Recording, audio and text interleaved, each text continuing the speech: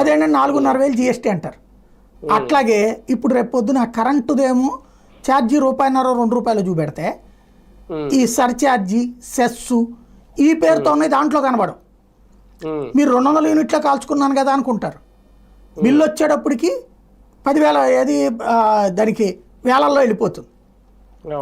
ఏ 200 యూనిట్లు అంటే 2,000 రూపాయలు పడిపోతుంది, అంటే ₹10 పడుతుంది. మీకు అక్కడ దీంట్లో చూస్తే కేటగిరీలో చూస్తే ఏం కనబడుతుంది, ₹2.5 ఉండాల్సి ఉంటుంది.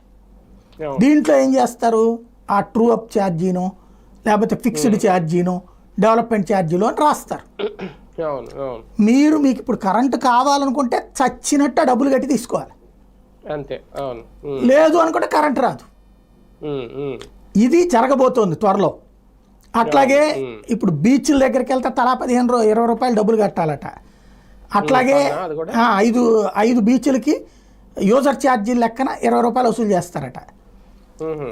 అది కాకుండా ఇప్పుడు దాని పేరేంటది, రేపొద్దున రోడ్లకి టోల్ గేట్లు పెట్టబోతున్నారు. ఇంకొకటి